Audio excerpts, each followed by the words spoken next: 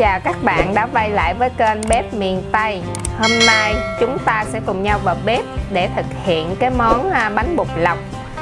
Cái món này á, làm thì hơi tốn công một xíu nhưng mà ăn thì rất là ngon nha. Thì nguyên liệu của chúng ta gồm có là 200g thịt ba chỉ. Mình đã rửa sạch với muối. Để không có mất thời gian á, thì mình cũng đã cắt nhỏ ra. 200g tép bạc, mình cũng đã cắt đầu cắt đuôi bỏ. Một bịch bột năng. Làm cái này nè các bạn phải cần bột năng nè. Cái bịch bột năng này nó có để hình cái bánh bột lọc luôn. Bởi vì mình làm cái bột năng này á, nó sẽ dẻo dai và ngon hơn. Cái này 4 quả tắc thì xíu nữa mình sẽ làm cái nước mắm chua ngọt để mình ăn kèm với cái phần bánh của mình.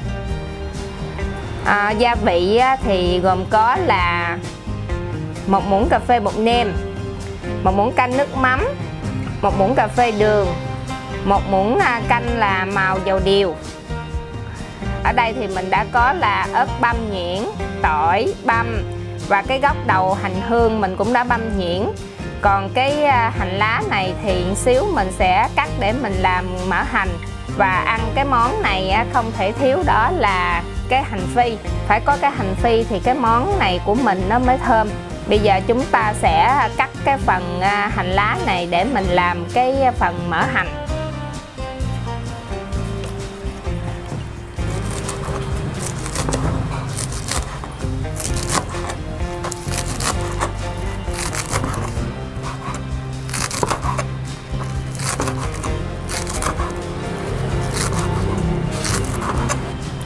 Mình sẽ bỏ vô cái chén này nè.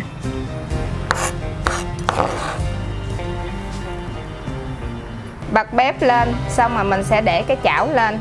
Mình đổ một tí xíu dầu vô cho nó nóng để mình phi cái mỡ hành của mình. Dầu nóng rồi mình sẽ đổ cái dầu vô cái chén mỡ hành của mình để mình làm mỡ hành.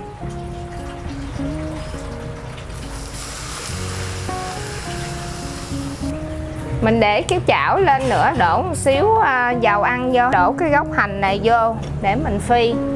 Tỏi,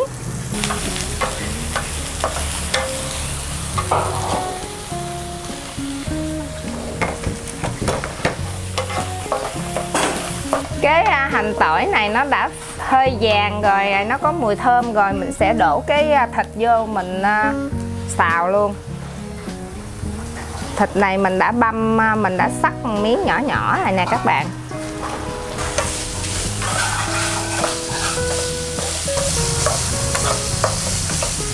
Cái thịt mình xào á, nó đã săn rồi nè. Rồi bây giờ mình sẽ đổ cái phần tép vô luôn.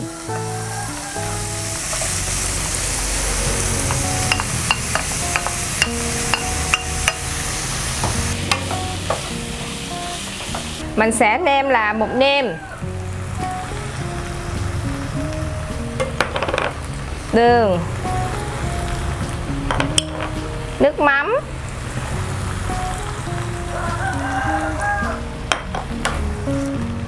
mình sẽ xào cho nó đều để nó thấm cái phần gia vị á.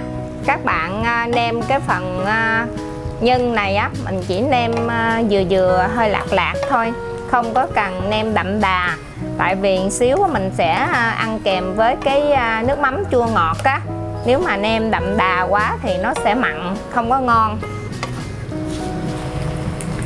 Mình sẽ nêm 1 muỗng canh dầu màu điều đó các bạn. Cái màu dầu điều này nó sẽ làm cho cái nhân mình á, nó có cái màu vàng vàng rất là đẹp.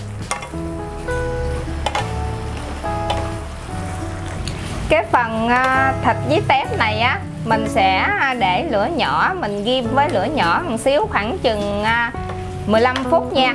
Cho cái phần thịt với cái phần tép của mình á, nó sẽ khô nước, nó sẽ thấm. Rồi trong lúc chờ đợi cái phần thịt ghim này đó, mình sẽ đi pha chế cái phần nước mắm chấm.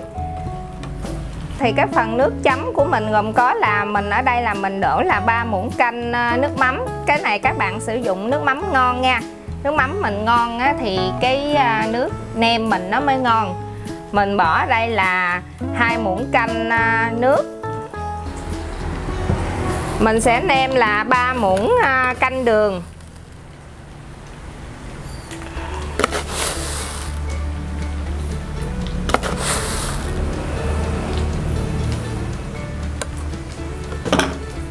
Mình sẽ quậy cho cái hỗn hợp này nó tan. Cái phần chế tắc này các bạn, mình sẽ cắt ra rồi mình vắt lấy cái nước cốt chế tắc á. Cái chế tắc này á, mình làm nước mắm á, nó sẽ thơm hơn là mình làm chanh. Nước mắm chua ngọt của mình á, nó cũng sẽ kẹo hơn, nó đậm đà hơn. Mình chấm cái bánh bột lọc này ăn mới ngon. Rồi bây giờ mình sẽ vắt cái phần nước tắc vô đây.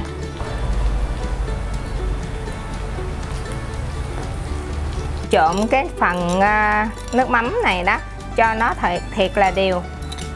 Rồi mình sẽ nêm nếm lại hợp khẩu vị với gia đình của mình, mà mình có thể là tăng hoặc giảm.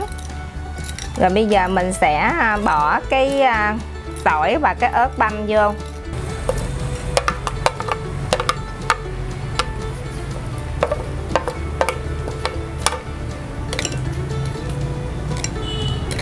Cái phần nước mắm chua ngọt này đã xong rồi, mình sẽ để qua một bên.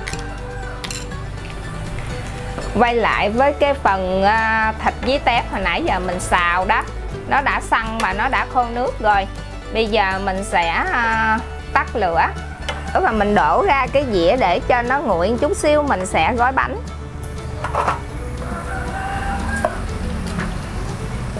Rồi mình sẽ chuẩn bị một cái nồi nước, mình bắt lên bếp, mình để cho nước thiệt sôi để mình nhồi cái phần bột.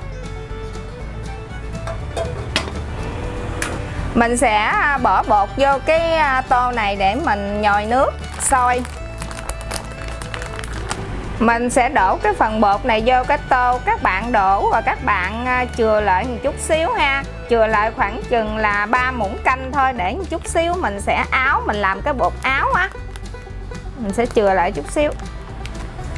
Mình sẽ múc nước vô rồi, nước thiệt sôi nha. Mình múc nước từ từ vô rồi mình nhồi cái phần bột này của mình.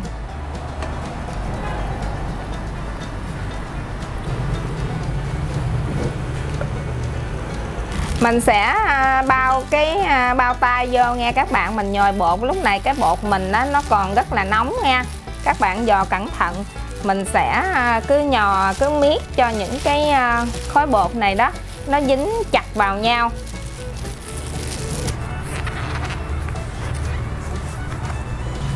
Mình nhồi cho cái khối bột nó mình thành một khối dẻo vậy nè các bạn. Mình sẽ có thể kéo ra được nè, cho nó dẻo, nó mịn lại. Nếu mà bột mình nó đặc quá thì các bạn cứ thêm nước nóng vô, thêm nước từ từ vô nha. Còn nếu mà nó hơi lỏng á thì mình vẫn thêm bột vô, rồi cứ thêm vậy hoài sao cho nó thành một khối dẻo mịn vậy lại là được rồi đó. Các bạn nhớ áo bột vô nha, đừng cho nó dính cái phần bột của mình á. Mình sẽ lăn bột này thành một khối dài. Mình sẽ chia bột ra làm phần 3 phần. Rồi cái này còn lại thì mình sẽ để lên, mình đậy nó lại nha, để nó khô nha các bạn. Mình sẽ đậy nó lại. Trước khi mình xe bột á, thì mình áo một xíu bột áo lên cho cái bột mình nó đừng có dính á. Rồi cái phần bột nãy mình chia ra 3 phần đó, và bây giờ mình sẽ do lại cho nó thành một khối bột dài. Sẽ cắt từ khối cục tròn vậy này các bạn, nhỏ thôi, cỡ chừng 2 phân bột thôi. Mình sẽ xe cái bột này cho nó thành một khối lại nè các bạn, thành một khối tròn vậy lại nè. Rồi mình lấy cái mu bàn tay mình ấn lên, ấn ra cho nó tròn. Còn không thì các bạn dùng cái cây cán bột á, các bạn cắn Mình sẽ miết ở phần ngoài nè cho nó tròn mỏng đều ra, rồi mình sẽ bỏ nhân vô mà mình gói.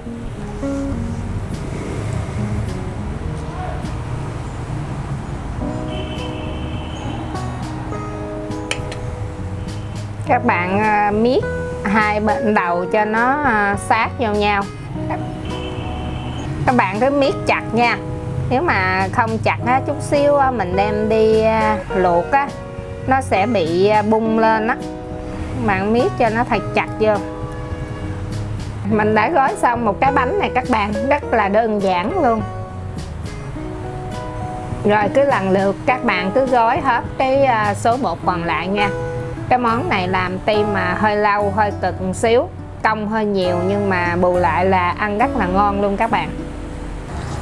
Bánh bột lọc nè, mình đã làm xong rồi nè các bạn. Bây giờ mình sẽ đem đi luộc cái phần bánh này nha. Mình sẽ bắt một nồi nước, sôi thiệt sôi lên, rồi bắt đầu mình sẽ bỏ bánh vô mình luộc. Trong cái lúc luộc bánh thì mình chuẩn bị sẵn một cái thau nước lạnh nè.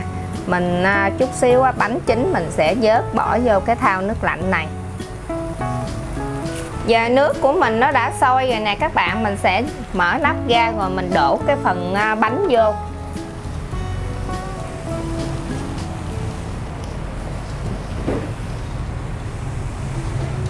Mình sẽ đậy nắp lại, mình luộc một chút xíu cái bánh của mình á, nó trong rồi nó nổi lên là cái bánh mình á, nó đã chín. Bánh mình luộc á, nó đã trồi lên vậy nè, là nó chín này các bạn. Bây giờ mình sẽ vớt cái bánh ra.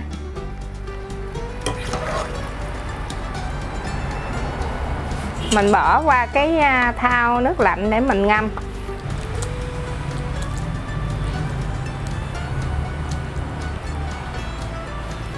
Sau khi mà mình vớt nó ở bên nước lạnh qua đó các bạn, mình để cho nó ráo một xíu rồi mình sẽ đổ một miếng dầu ăn vô. Mình trộn cho nó đều lên đó, để một xíu cái bánh của mình đó nó sẽ không có bị dính lại á.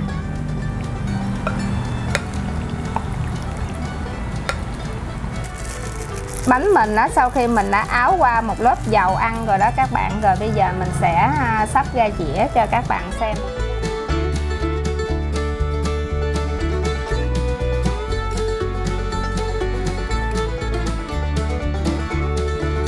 Mình đã làm xong cái dĩa bánh bột lọc rồi nè các bạn. Mời các bạn thưởng thức cùng mình nha.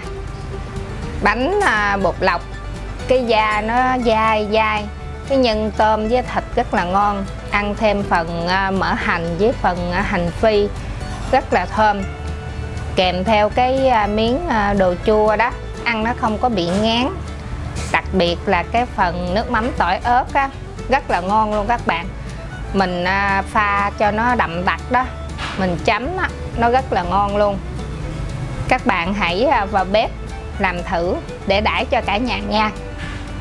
Nếu mà các bạn xem video thấy thích, hãy cho mình một nút like, bấm đăng ký kênh và chia sẻ cho bạn bè cùng xem nha. Bếp miền Tây xin chào tạm biệt và hẹn các bạn vào những video tiếp theo. Bye bye.